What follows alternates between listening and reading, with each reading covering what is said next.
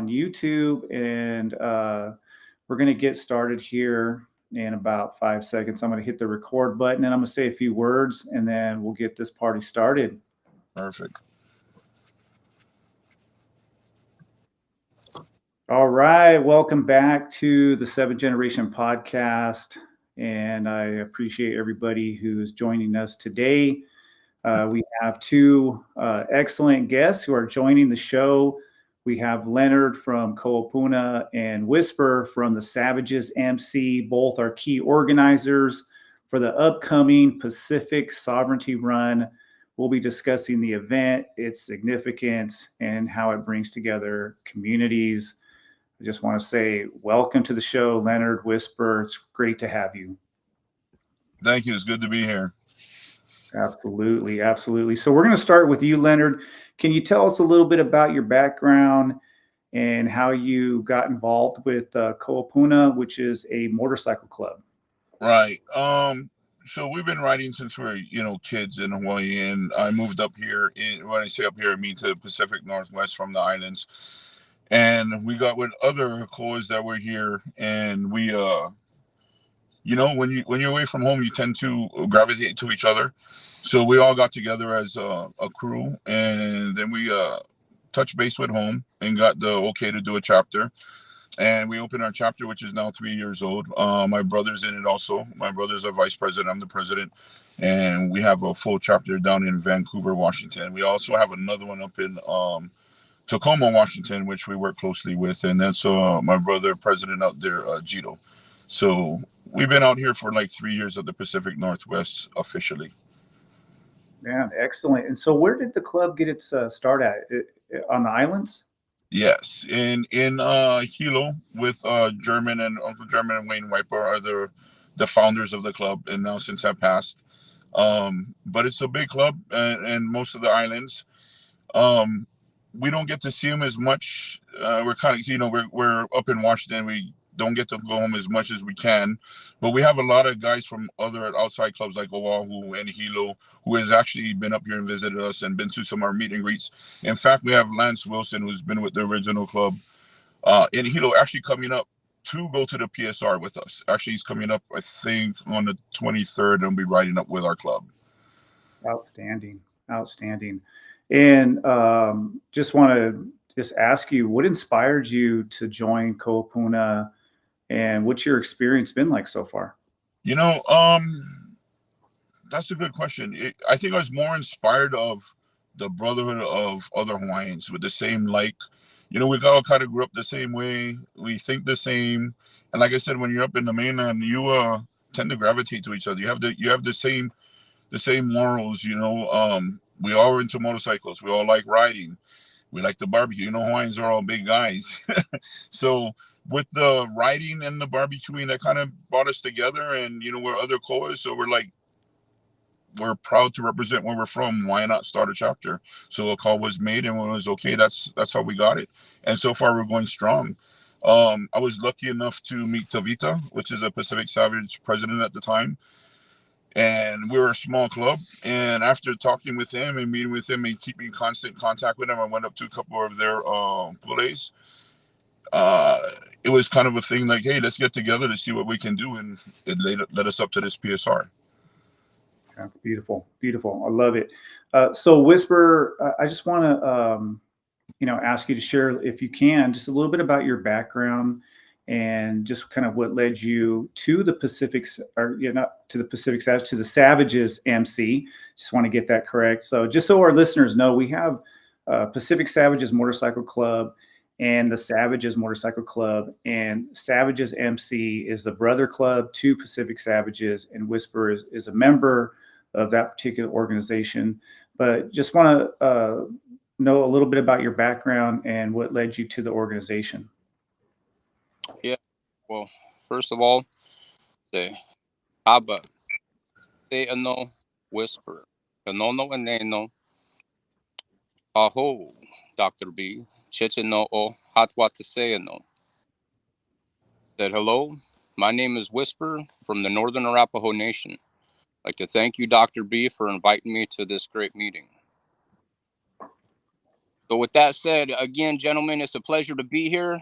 It's great to see everybody, and definitely looking forward to the Pacific Sovereignty Run up here in the Pacific Northwest. First time going.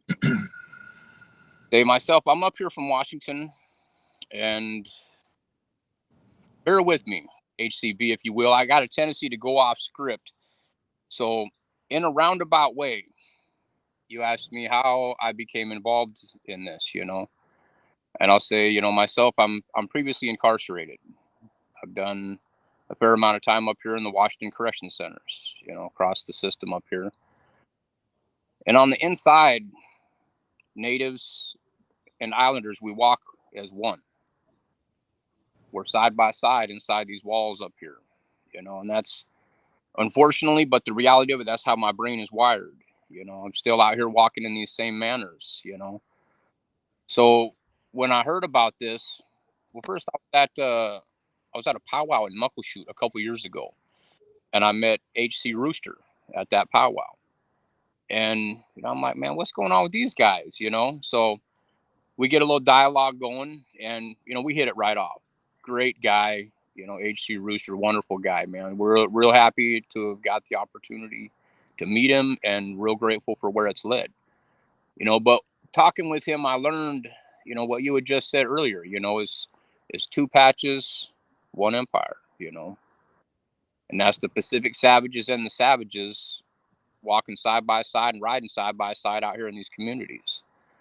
So for me, it was an easy transition, because that's, like I said a minute ago, that's how my brain's already wired. You know, I got my API brothers, my USAs, and I got my native brothers that, man, we rock together as one everywhere else I go in my life. So for this, it just made sense, you know. And I try to live my life as a good traditional man, but admittedly, there's some wild man still in me. I am who I am, you know. And this gave me the ability to embrace both in a healthy balance, you know, and try to bring that healthy balance to the rest of my brothers.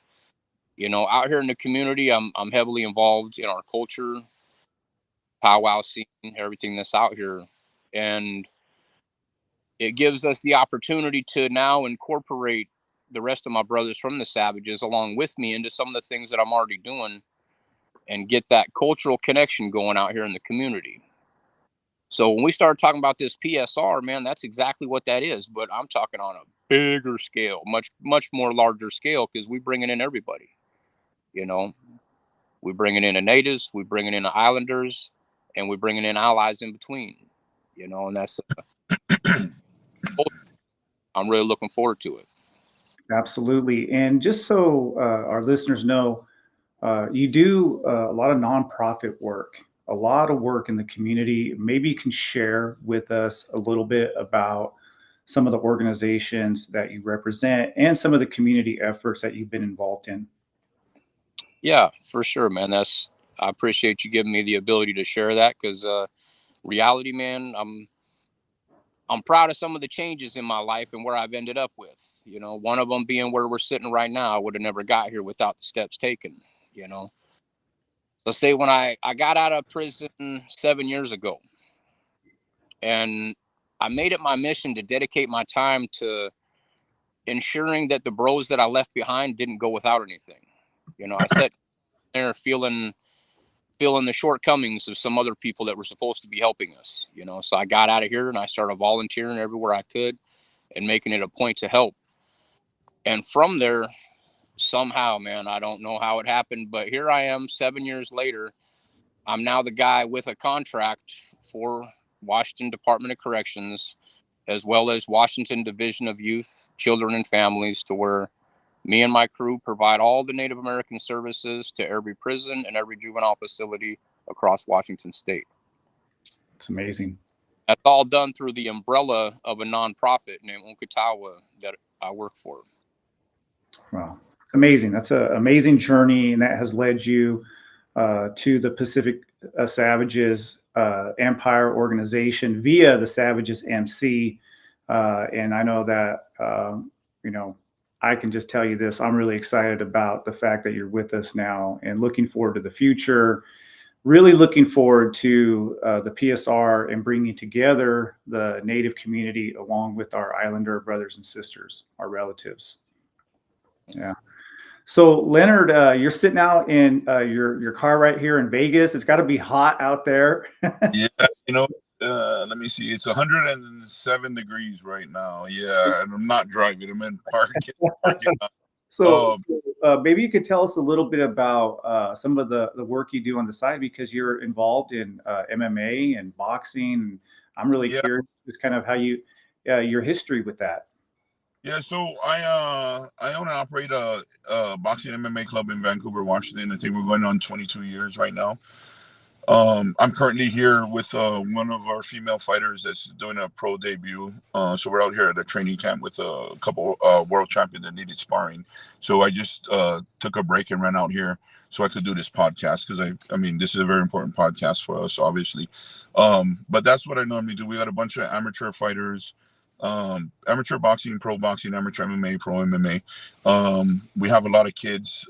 We try to cater to the kids, the amateur program. I have a lot of at-risk kids that, they may be dropping out of school or getting in trouble, and somehow when I get them into the gym, we can instill some discipline. And more than not, it works pretty well, and the parents are usually happy. It gives them something to do and stay out of trouble, and they work for working towards getting actual fights. So I kind of dangle that over their head as being, you get good grades, you go to school, you get to fight, you get to travel. You don't get good grades, you don't go to school, you're not going to fight, you're not going to travel, you're going to stay at the gym, you're going to clean the gym. And usually, even the hard case ones, they may test you, they may miss a couple fights, but after a while, they all want to do good, So we give them the opportunity to try and maybe a different venue of getting discipline if they're not quite getting it. Maybe they don't get it at home. I'm not saying they all do or not. Maybe they don't get it at school, but for whatever reason, if we can interest them in boxing, that's just an avenue to get their kids disciplined and on track. That's their future, Yeah, absolutely. It's excellent work. I'm very much involved in the martial arts community where I live. I own a jiu-jitsu gym. Oh, okay. Yeah, I've been running a jiu-jitsu facility academy for the last 7 years. So big passion of mine. Yeah. I don't know if you're familiar with Ensign Illinois and Purebred. So Ensign is a good childhood friend of mine, and we have a jiu-jitsu program. I'm not an instructor. I like to practice and play with it a little. I have 0 belts. My main forte is the boxing, but our jiu-jitsu program does fall under Ensign Illinois from Hawaii with Purebred. Yeah. And my wife is an ex-world champion King of the Cage, is Glenna Avila, and she had a documentary out on Showtime for 5 years called Glenna. It's ran its course with the contract, so now you can see it on YouTube if you're interested. But because of that, she also the young girls kind of gravitate to her. So we don't only have the boys that are at risk. We have girls, at-risk girls, but not only at-risk girls. We have girls that wrestle and just they're athletic, and they're realizing, hey, we can get in there in the cage and mix it up like the boys, So it's actually a rewarding business. I think of it more as it's not even a hobby, it's a lifestyle for us right now. So absolutely, 100%. It's a beautiful lifestyle, especially if you get the opportunity to work in the community like you are. Yes, I love it. I mean, there's times like this we travel a lot. I travel more than I want to, actually, to be honest. But these guys train so hard, and tournaments are all over the United States, that if you don't go, they kind of get bored and you could lose their interest. So you got to do this traveling. It's been 20 years, so I kind of waiting for my son and everybody else to move on past their careers so they can help with the coaching, and I can pass it on and stay home. I'm looking for that. Yeah, it's a tough business to stick with. I mean, I'm celebrating my 7th year doing this, and I have a full-time job in addition to running the gym, and I have a lot of help from family and whatnot. But boy, oh boy, it's quite a responsibility, and it's definitely, like you said, it's a lifestyle. It really is. These guys become your family. I mean, I have kids that I trained since they were 8. And they're now like going to college, they're getting married. I'm dating myself now, but I actually have kids that I train when they're 15, and now they're bringing in their 8-year-olds. It's amazing. Yeah. So, I mean, just watching that. Pretty beautiful. Yeah. And watching the transition of these kids maybe being in trouble out in the street to actually having a successful adult life and bringing their kids in back to you is super rewarding. I'd rather have that than any money. You know what I mean? 100%. you know, owning a gym, you don't make money on the gym. So if you're doing it that long, it's because you love it. Yeah, I tell people all the time, you have to really love being a gym owner and love sharing the knowledge, because it's not the greatest money maker.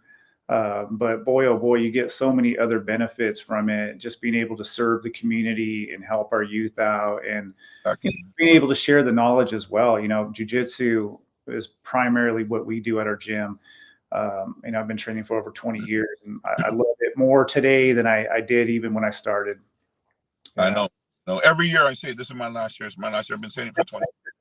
Well, I hope you keep on going. It sounds like like you're doing some outstanding work, and you know, I'd love to talk to you more maybe one of these times about that. But we're going to get back on track here with Koa Puna. I'm just really curious if you could tell us a little bit about some of the activities that Koa Puna has been involved in, and maybe a little bit about your core values as a club, the mission of the club. Yeah, so I mean, we're a fairly young club in general. I'm talking about just Vancouver. You know, we already started in '79 in the islands, but out here we're trying to get established. So we're still trying to reach out, and we're trying to help whatever and whoever we can in the community. Just recently, we had this autistic young man who made our plaque, our actually logo, out of wood, and it was beautiful. So one of our members, Mad Dog, has a relationship with him, and we went down there just to, he wanted to see the bikes and everything, and we went down there, and we actually didn't realize that he makes a bunch of clay pieces and sharks and animals and Star Wars. I mean, it was incredible artist. I mean, put the autism on the side, it was incredible artist, and being that he is a autistic kid, I was in awe. And he actually is going to be at our booth selling some of these things. So we were trying to do stuff like that, try to get them out, try to help the kids in the community, again, the at-risk kids with the boxing. We're trying to get out there a little more. We're not doing as much as we like. We'd like to do a Toys for Tots run. That's in the making. It took us a little while to get a full cabinet and get everything's going as smooth as we wanted to. So we're not quite where we want to be at right now in terms of community work. I think we can do a more, and that's our goal for this year. And that was our goal with getting with Tavita and them, is, you know, talking with them and saying, wow, the Pacific Savages have been in the state longer than we have, and kind of just following what they're doing, you know.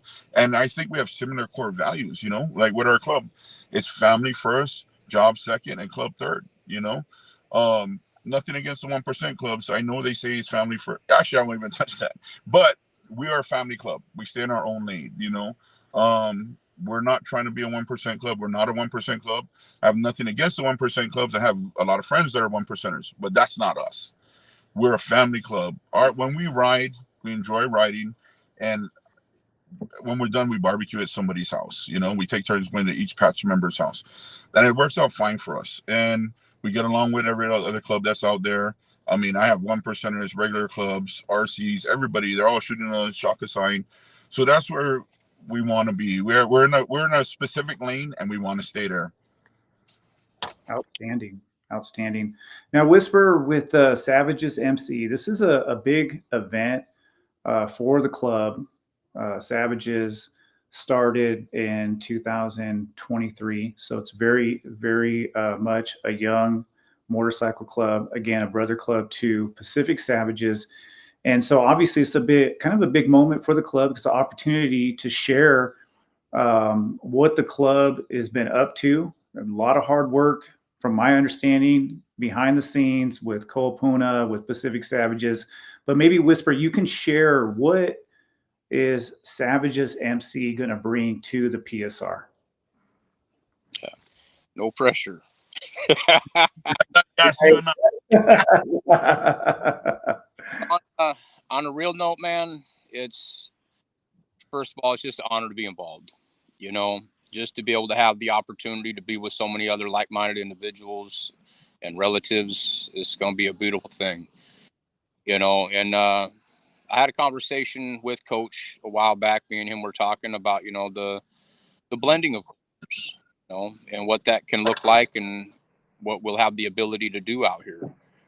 And you know, essentially, like I said, I'm out here in the tribal communities. He said, Indian country is a small place. We all know each other. you know, and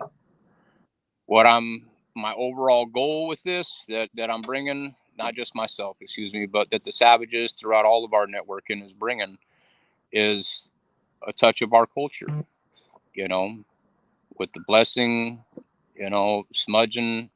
Some people aren't familiar with that. We're going to get everybody familiar with that. You know, we're going to have some time to be able to bring in some family that dances, you know, different styles, and we'll be able to, you know, showcase some of our dance styles and some of the ways that we get down, man, and share that with our relatives, you know. And that's mainly, it didn't sound like a lot, but be prepared. That little small amount there, man, it's going to be a bang. You know, like I said, we got bros that are drummers, singers, and relatives that are dancers that are all coming through. And we're definitely going to make sure that we do our part to, you know, not just be there, but to share the experience and make sure that everybody knows what we're about and, you know, can have something good to take away from that, man. As well as I'm looking forward to seeing some dances from some of these other guys too, you know, and been in these meetings and I've been hearing about some of the stuff that's coming, and, you know, I think coach might even have said he got some niece or something that's coming through or something like that. And, Sadly you know, enough, but I see. I know what you mean. there's family coming from multiple directions, man. And just a true blending of our indigenous cultures, man, to remember that at the end of the day, man, we are all one, you know. That's Oh, sorry, I didn't mean to cut you off. There's a delay. Sorry, go ahead. Yeah, no, I really like that, Whisper. I love the idea, again, bringing the communities together and sharing our cultures. So really great opportunity for us to display the best of what our communities have to offer. Leonard, I just want to get your take on it. Like, if you were, you know, going out and talking to people about PSR and why they should come to the event, what would you tell people? So I think that question that you just asked me goes with what you just kind of asked Whisper, is from my standpoint, right? We're proud of our culture. We're proud of where we came from. We want to share it. I think we have the best. Of course, I'm going to think we have the best culture. Everyone's going to think they have the best culture. Why do you think you have the best culture? I want to show you what our aloha is, what it means to have aloha, what it means to see, even our club's a Hawaiian club, right? Hawaiian club. Is it really? You know, I mean, we started in Hawaii and we are a Hawaiian club, but we welcome anybody and everybody who has the aloha spirit. You don't have to be Hawaiian. You got to have the aloha and Hawaiian spirit. So this is what I would say. Come to the PSR. Let us show you what the Hawaiian spirit is, or the indigenous spirit with the Savages. It doesn't have to be. Let's just show you what aloha is, that I think is aloha, which I'm sure Whisper has another name for it, but it all means the same in a different language. So if I can bring that to the mainland, and with motorcycle clubs, right? Sometimes there's a certain image that might not be true. Let me show you what our motorcycle club is, what our motorcycle club represents. We represent the family first. We represent aloha. We want to teach our youngsters our culture, our morals, and you don't have to be a gangster. I'm not saying that anybody are, but there's a perception sometimes with motorcycle clubs. Let me show you a positive role model of a biker that I feel has the aloha spirit. And if you haven't seen that, if you come to the PSR, I'll show you 1,000 guys that can show you that aloha spirit. That's what I would say. Outstanding. Yeah, no, I agree. You know, as a member of the Pacific Savages, you know, MC, there are a lot of stereotypes about bikers. Exactly. And, you know, a lot of it stems from, you know, the media and pop culture and whatnot. And there's a new movie that just came out about the 1% culture.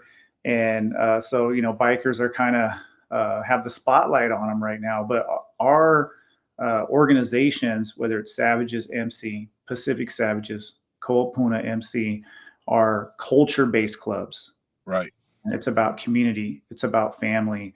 And this it's about event, whether you're Hawaiian. Yeah, go ahead. Go ahead. It's about unity, whether you're Hawaiian or not, indigenous or not. We welcome everybody. Yeah, and the PSR, Pacific Sovereignty Run, about being free, right? Free to share our culture, free to express ourselves in the way that is in line with our value system. Exactly. Yeah, I totally agree. Yeah. So Whisper, I'm just curious, putting together an event like this, how difficult is it? And what obstacles have you guys run into? I mean, this is a question, I guess, for both of you. I'm just, how difficult is it to put together an event like this? Because I've been an event planner in the past, and I always tell people, man, it could be stressful, it could be difficult, just kind of getting all the different moving parts. And then on top of that, we have different organizations working together. So has it been a pretty easygoing process so far? Running into any issues? I'm just curious. You want to go first, Whisper? Sure thing. It's when it's just like anything, like you said, man, it's all going to have some obstacles. It's all going to have a little bit of an adventure to it. I won't say that there's been huge hiccups or any of that thus far. What I will say is that even though there's a lot of different moving parts, each moving part has got really great representation at the table and communicate their vision, their needs, and what they can bring to it. So we've got a great team going right now putting this together. And I know Puna. She's moving chess pieces on the board, behind the board, around the board, and that's it's Right. great force.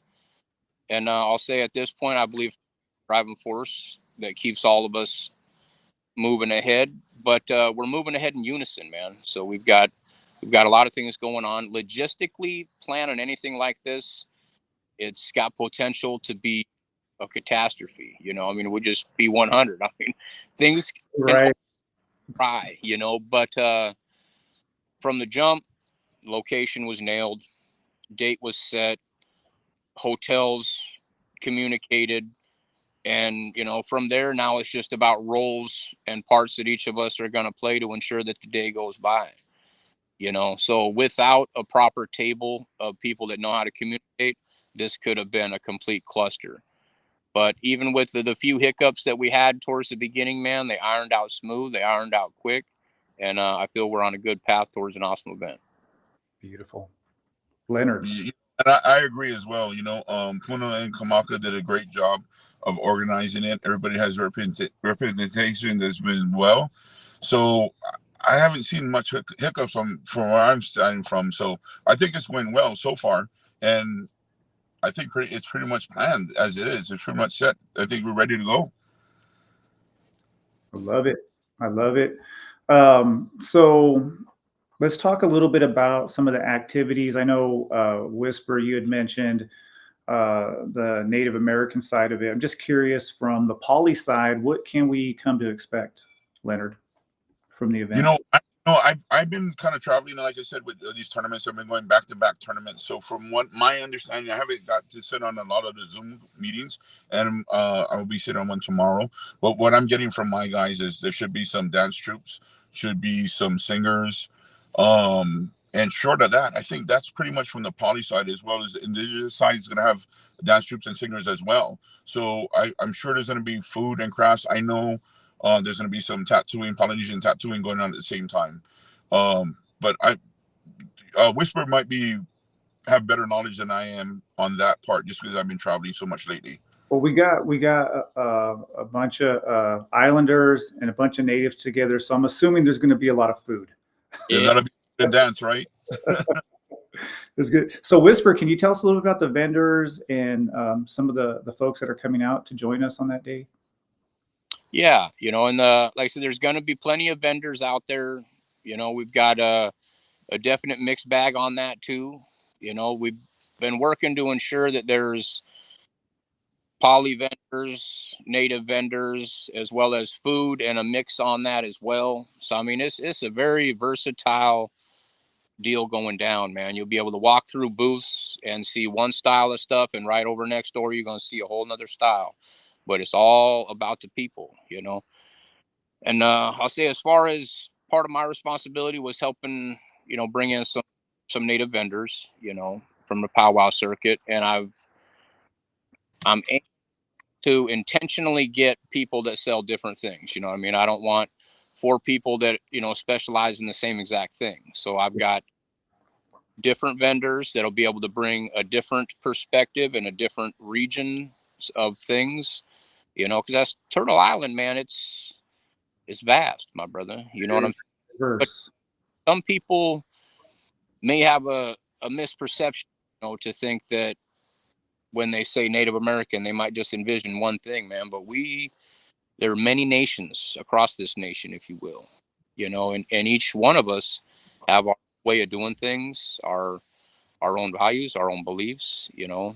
We follow the same path, but we each do it in our own manner, you know. So I'm doing my best to try to bring different perspectives of that as well, you know, because like I said, I'm Northern Arapaho, but I grew up over here in Coast Salish territory. So I've got a blend of the way things are done in both perspectives in my mind, just off of my own family and then my brothers out here, you know.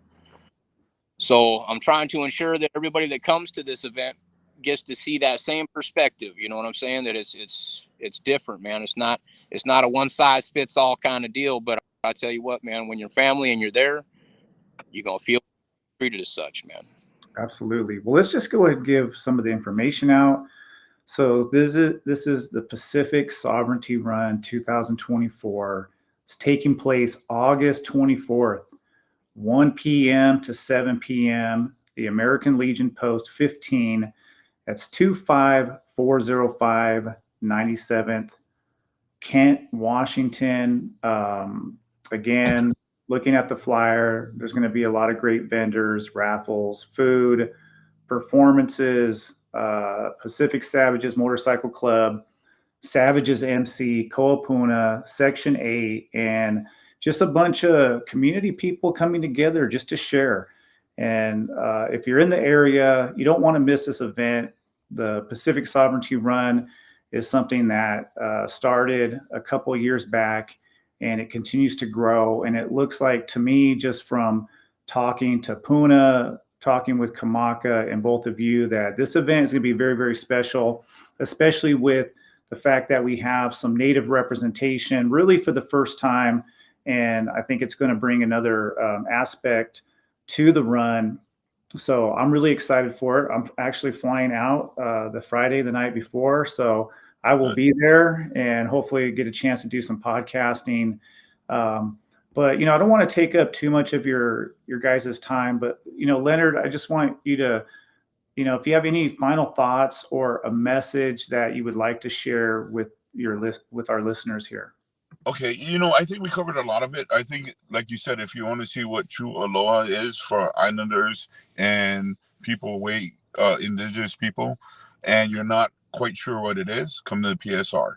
You're going to get a good dose of it, a full day of showing what aloha is from all the people there. So I think a lot of people don't have a chance maybe to go to islands. Let us bring the islands to you. Come to the PSR, come taste the food, come watch the culture, see the singers, dancers, and you'll have a blast.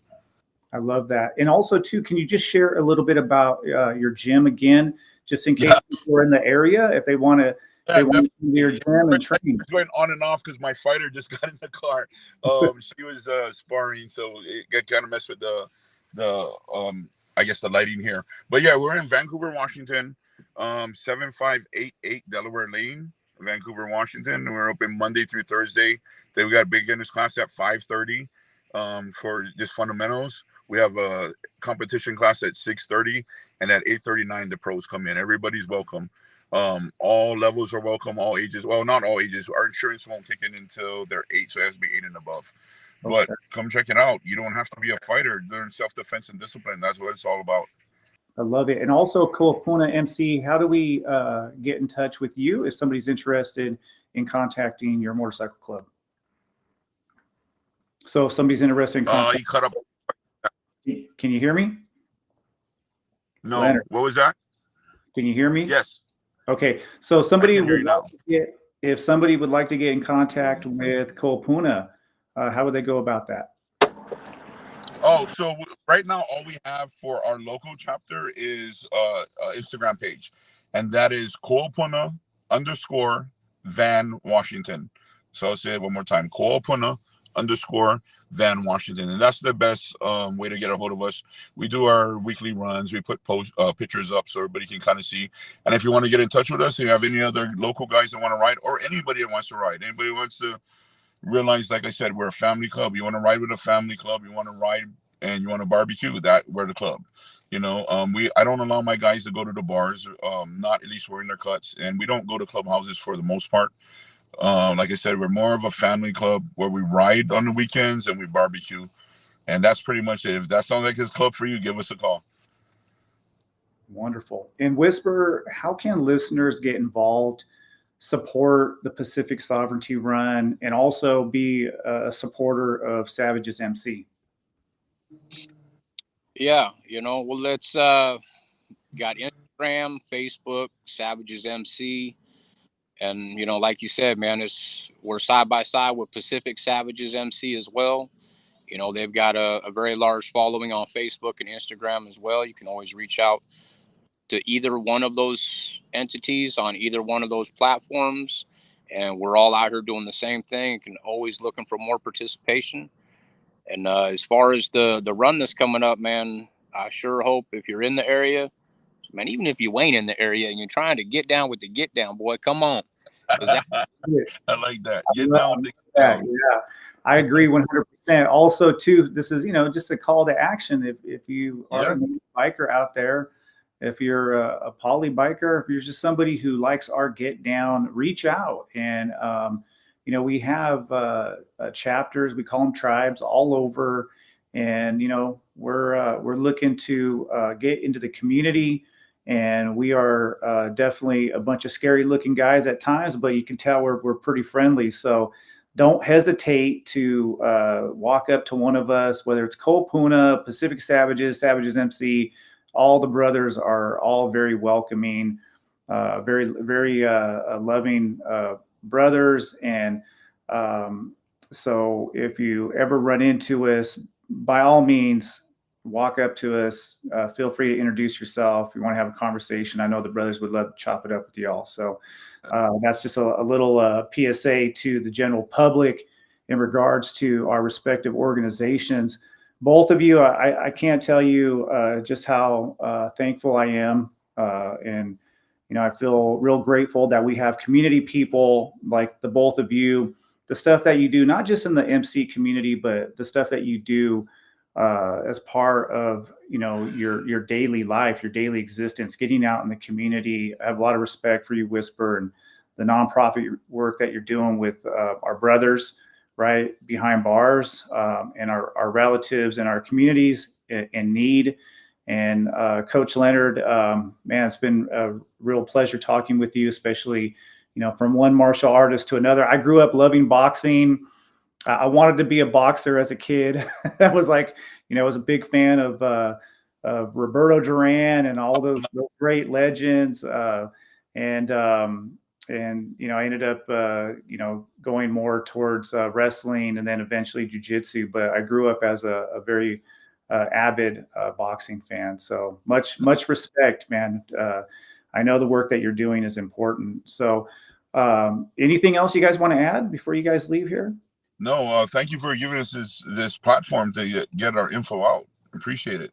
Oh yeah, absolutely. We'd love to have you back on the show again, Coach Leonard, if you're interested in coming back. Okay. I know you were a little nervous in the beginning, but man, you did. I'll be honest. I don't like public speaking, and I was nervous. I was trying to think, how can I get out of this? Well, I'm glad you didn't get out of it because you did a great job. And Whisper, do you have any final thoughts as well that you'd like to share with us? We nailed some good stuff, man. Just like Leonard has said, man, I appreciate you, HCB, Dr. B, you know what I'm saying, for putting this together. I appreciate all the individuals that are involved in seeing this thing through, all the organizers, on the boots on the ground, everybody on all levels. I appreciate you and really looking forward to this. Grateful to be a part of such a great organization and rolling with so many great brothers. And like you said, anybody that's out there, man, that's looking for something and you ain't quite sure where it's at yet, Native, Mexica, Azteca, Poly, you know what I'm saying, or any ally in between that, man. If you're looking for somewhere to be able to get in and fit in, but you're not trying to, we ain't doing the square peg round hole. You know what I'm saying? You ain't got to go to some of these other spots just because you ride a bike. You know, you can find your people and find your comfortability and know we're all in our own lane over here. Right. That's perfectly said. Well, thank you both for joining us today and sharing your insights. You know, for our listeners, I really want you to come on out to the Pacific Sovereignty Run here in Washington, August 24th. It's going to be a really terrific event. And also, you can reach out to Koa Puna on Instagram. Same with Savagez MC, Pacific Savagez. We are definitely open to sharing a little bit about our respective movements with you all. So don't hesitate to reach out. And of course, for everybody who has tuned in to the 7th Generation podcast, much love and respect. Remember to support, participate in the upcoming PSR. Until next time, this is Dr. B, and we are signing off.